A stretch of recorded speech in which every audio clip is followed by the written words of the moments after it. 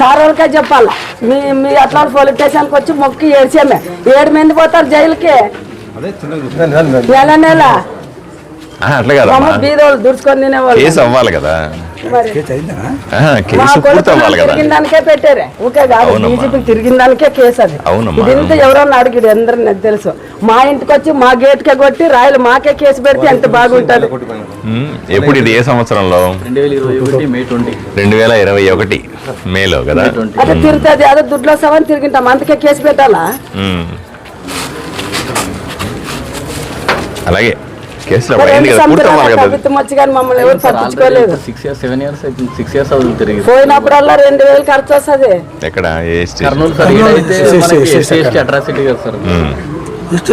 జిల్లా కోర్టులో తిరుగుతాడు, ఆ ప్రభుత్వం అయినప్పుడు ఆయన తిరుగుతారు, మా ఇంటికి వచ్చి కొట్టిపోతారు వాళ్ళు. ఇప్పుడు చెప్పమన్నా చెప్తాను నేను, మరి అట్లుండదు.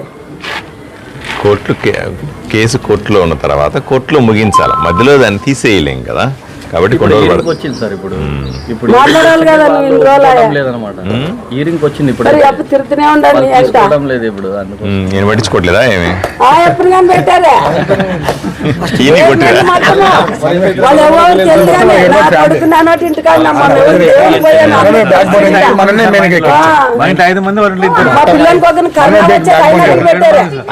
మా ఇంట్లోనే పెట్టినారు. 5 మంది మెంబర్స్ మా ఇంట్లో. 5 మంది పొద్దున పోయి తెచ్చుకొని తినేవాళ్ళు, మా ఇంటికే పెట్టాలని అవసరం. నా కొడుకు తిరుగుతాను, నా కొడుకుని ఒక్కనే పెట్టాను నేను. అప్పుడు ఒక్కనే కాదు పోయి వాళ్ళకి. అప్పుడు అధికారంలో ఉన్నప్పుడు వైసీపీ అధికారంలో ప్రజల మీద ఇష్టం వచ్చినట్లు కేసులు పెట్టినారు.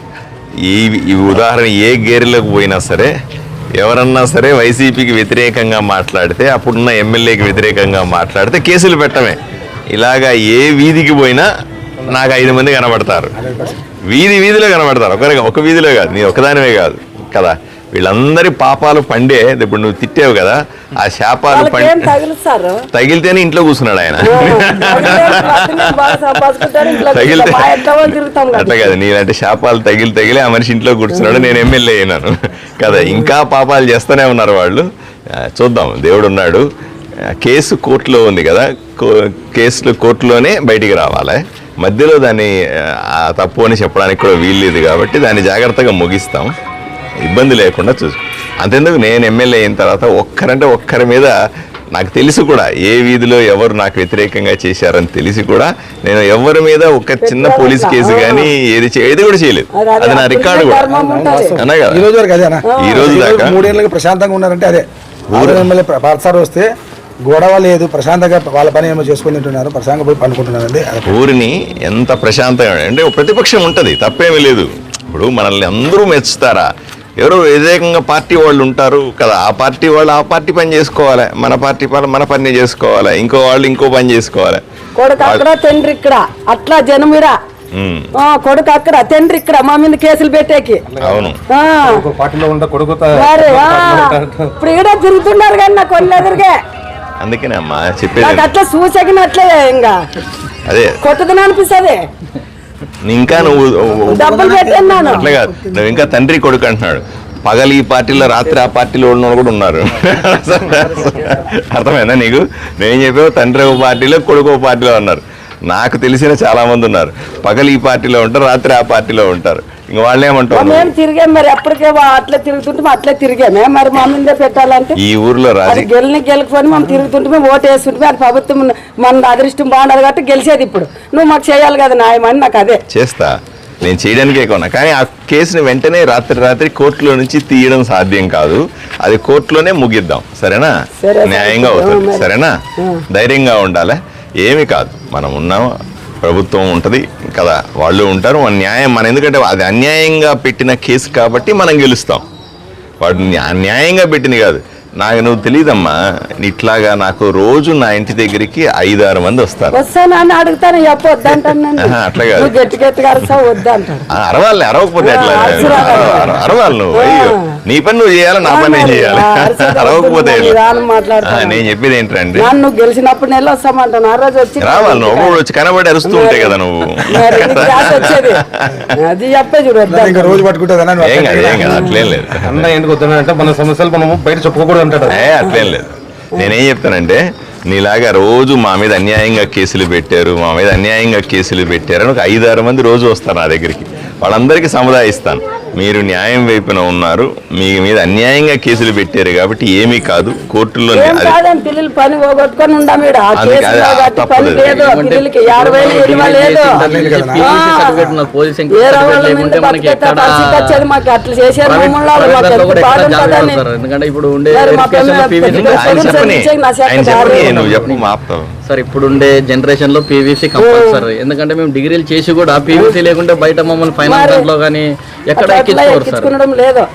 ఎంత ఇబ్బందులు పడుతున్నామంటే నువ్వు చెప్పేది మరి కరెక్ట్ అమ్మా. ఎందుకంటే వీళ్ళు ఈ వైసీపీ దుర్మార్గులు ఏం చేశారంటే, ఎవడన్నా చదువుకున్న పిల్లడు ఉన్నాడు వాడిని భయపెట్టేది.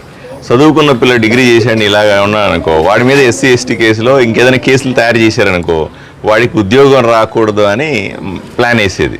ఆ రకంగా ఎంతమంది జీవితాలు నాశనం చేసి ఉంటారు వీళ్ళు, ఆలోచన చేయి.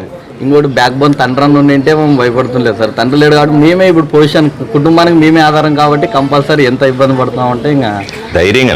ఇప్పుడు అంతెందుకు తమ్ముడు, నేను ఎమ్మెల్యే అభ్యర్థి అయిన తర్వాత నేను ఊర్లోకి వచ్చాను. మొట్టమొదటిసారి నన్ను ఎమ్మెల్యే అభ్యర్థి అని విజయవాడలో ప్రకటించి ఆదోనికి వచ్చినాను అంతే. ఆదోని అడుగు పెట్టిన తర్వాత 1 గంటలో నా మీద పోలీసు కేసు పెట్టారు. ఈ రోజు కూడా నడుస్తా ఉంది. తర్వాత మరుసటి రోజు నేను ప్రచారం చేసుకునేటువంటి వెహికల్ తీసుకెళ్ళి సీజ్ చేశారు. ఇప్పుడు ప్రచారం చేసుకోవడానికి వీలేదు, అదొక కేసు. మళ్ళీ నామినేషన్కి వెళ్తా ఉన్నా నేను. 5 మంది నామినేషన్కి వెళ్తా ఉన్నా, 4 వెళ్ళాలా, 5వ మనిషి అక్రమంగా వచ్చాడు అని మా నాయకుల మీద అందరి మీద కేసులు పెట్టారు. ఇట్లా 3 కేసులు 3 రోజుల్లో వరుసగా నేను ఎమ్మెల్యే అభ్యర్థి అయిన తర్వాత. ఈ రోజు కూడా నేను కోర్టుకు పోతా ఉన్నా. అర్థమైందా? పెద్దోడు చిన్నోడు కోర్టుకు పోవడానికి పెద్దల చిన్నలేదు. నేను నేను చెప్పేది ఏమిటంటే, దొంగ కేసులు అందరి మీద పెట్టారు, ఊర్లో అందరూ కూడా ఈ రకంగా బాధపడినారు. వీటికి తప్పనిసరిగా ప్రాయశ్చిత్తం ఉంటుంది. పాపం చేసిన వాడు ఆ పాపాలతోనే పోతాడు. పాముతో ఆడుకునేవు పాము కాటికే పోతాడు. అర్థమైందా? మనము స్వచ్ఛంగా బయటపడతాము. దొంగ కేసులు పెట్టించుకున్న మాత్రాన నష్టపోలేదు. నువ్వు కొంత డబ్బులు నష్టపోయి ఉంటావు, రోజు అక్కడికి వెళ్ళడం నష్టపోయి ఉంటావు. నీలాంటి యువకులు, చదువుకున్న వాళ్ళు కేసులు పెట్టించుకొని ఉద్యోగాలు లేకుండా పోయినారు. ఉద్యోగాలు రాలేదు వాళ్ళకి పాపం. ఈరోజంతా ఊర్లో ఎంత ఇబ్బంది పడతా ఉన్నారు. వీళ్ళందరి పాపం తగలకుండా పోద్దా? వీళ్ళందరి ఉసురు తగలకుండా పోద్దా ఆ మనిషికి? ఆలోచన చేయండి కదా. కాబట్టి తప్పనిసరిగా మనకు కూడా మంచి రోజులు వస్తాయి. మా యువకులంతా గట్టిగా ఉండాలా, ఇట్లా పెద్దవాళ్ళందరూ గట్టిగా ఉండాలా. కష్టాలు అందరికీ వస్తాయి, నిలబడాలా, ధైర్యంగా పోరాడాలి, బయటపడాలా, మళ్ళీ భవిష్యత్తు ఏర్పాటు చేసుకోవాలి. ఊరికి మంచి భవిష్యత్తు ఉంది, ధైర్యంగా ఉండండి. నేను మీకు తోడున్నాను. రోజు రా మా ఇంటికి రా, రొట్టి తినిపో రోజు.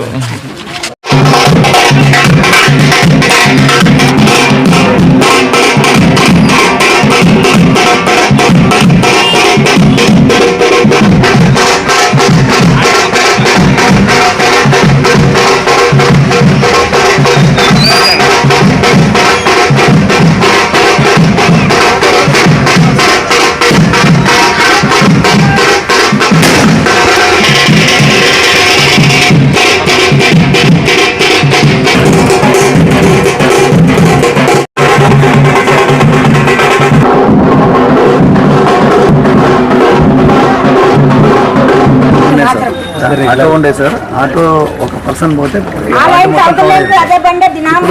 ఓకే, 4 పిల్లలు కానీ వాటి పెద్దది పుష్ కార్డ్ ద్వారా తీసుకొని పొద్దున వాళ్ళే చెత్త తీసుకోవాలా, మధ్యాహ్నం వాళ్ళే కాల్ చేసుకోవాలి. ఆయన ప్రాబ్లం లేదు సార్. ఇప్పుడు కాట్ ఆఫ్ వచ్చినాయి సార్, అగ్రిమెంట్ అయిపోయిందని చెప్పి వాళ్ళకి ఎక్స్టెన్షన్ చేసి ఇచ్చారు. ఇప్పుడు మళ్ళీ 2-3 రోజులు క్లాప్ ఆటోలు వస్తాయి. మా ప్రతి వీధికి వస్తుంది క్లాప్ ఆటోలు.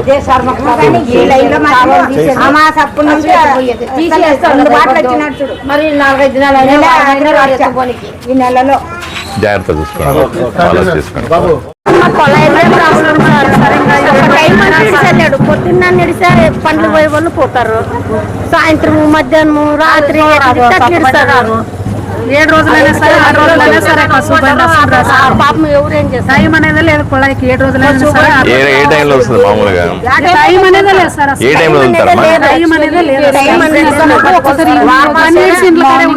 కానీ వాళ్ళకైతే ఖచ్చితంగా 2.5 hours అయితే సరేమ్మా. వీళ్ళకి ఎలా తెలుస్తుంది నీళ్ళు వస్తాయి? లైన్ చెప్తాడు సార్, లైన్ లోకి వచ్చి అప్పుడు ఆయన వచ్చి తిరిగే లోపల గంట అయిపోద్ది కదా, మీరు 2 గంటలు వదులుతారు అనుకోండి, ఆయన తిరిగే లోపల అయిపోద్ది. వీళ్ళు ఆ టైంలో వేచి ఉండాలి, ఇంట్లో ఉండాలి, ఆ బయటికి వెళ్ళి ఉంటే ఒక టైం అంటూ పెట్టుకోవాలి. కరెక్ట్ టైం కాకపోయినా ఒక 2-3 గంటలు అటు ఇటు పలానా రోజు సాయంకాలం వస్తుంది.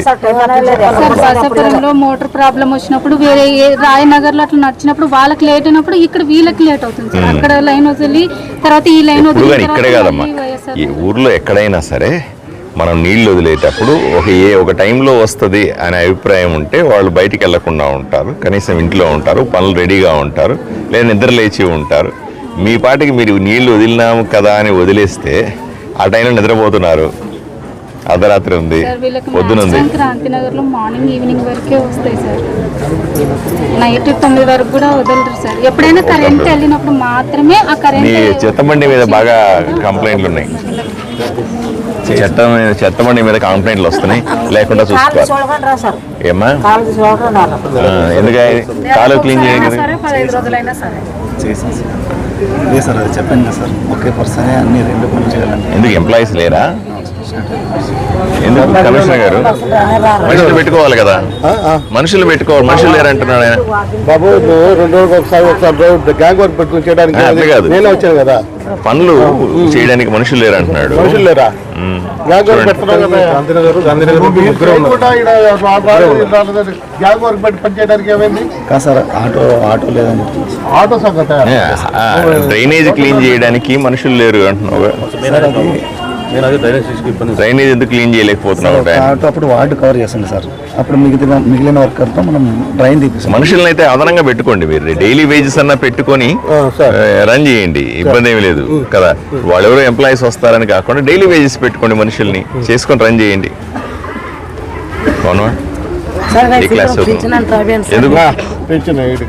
ఎందుకమ్మా? మీ తాతగారా? సంతోషం.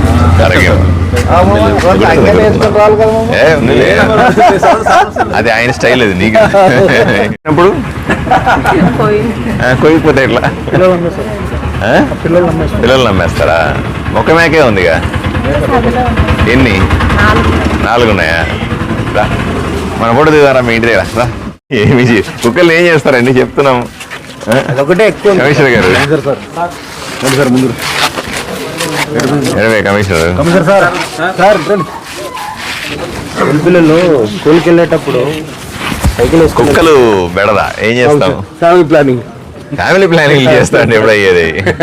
ఇప్పుడు సంపడం లేదు, దానికి ఏదో ఒకటి. మొన్న కూడా పేపర్కి వచ్చింది, కుక్కలు ఎక్కువ ఏదో ఒకటి చేయండి, అన్అఫీషియల్ గా చేయండి. మనకి కొరికింది, మనకి ఉన్నది చెప్పాలి. కాల్ చేశాను కదా సార్, అవునమ్మా, ఏమంటే కొద్దిగా రిస్క్ అయిపోతుంది పిల్లలకి. వెంటనే ఏదైనా అన్అఫీషియల్ గా చేయండి. మంచిదండి. దాంట్లో ఏమైనా ఆఫర్స్ దొరకలేదా మీకు? వేరే ఊరికి పోరా, ఈ ఊర్లో కావాలన్నా అన్నకు కూడా చెప్తున్నాను.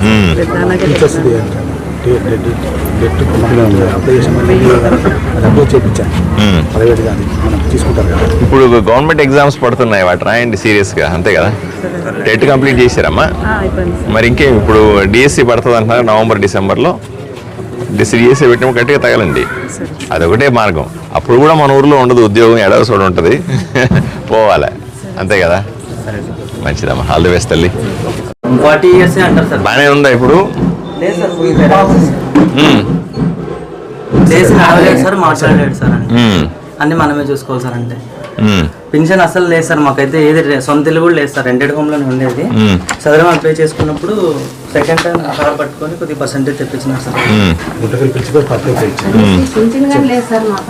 చూసుకొని మధు హాస్పిటల్ చూపించినాం సార్, ఫుల్ సివియర్ కేసు అనేసి 1.5 month హాస్పిటల్లో అడ్మిట్ అయినాం సార్. అసలు తన పని తను చేసుకోలేడు సార్, లేచి కూడా నడవలేడు సార్, అంత మొత్తం మేమే చూసుకోవాలి సార్. సరే, వెంటనే ఆన్లైన్ ఎక్కిస్తారులేమ్మా, ధైర్యంగా ఉండవు. లేవని అంటే కొన్ని అరుదైన మందులు ఉండవు, రెగ్యులర్ ఏంటివి లేవంటారు సార్. ఇన్సులిన్ ఇస్తారు సార్ అంతే, తనకి కిడ్నీకి సంబంధించినవి, హార్ట్కి సంబంధించినవి లేవంటారు సార్. అడిగితే స్టాక్ లేవని రిటర్న్ పంపిస్తారు. మళ్ళీ మనం కర్నూలులో తెచ్చుకోవచ్చు. కర్నూలు వాళ్ళు ఇక్కడికి రెఫర్ చేసి ఇచ్చినారు సార్ మనకి. మందులు దొరకకపోతే కర్నూలు తెచ్చుకోండి. సరే, కర్నూలు హాస్పిటల్లో కూడా ఇస్తారు మందులు, సేమ్ మెడిసిన్. మనం నెలకు ఒకసారి తెచ్చుకోవడమే కదా. ఏమంటే సార్ పెన్షన్ వస్తే తనకు అట్లీస్ట్ తన మందులు ఖర్చు సరిపోతున్నాయి సార్.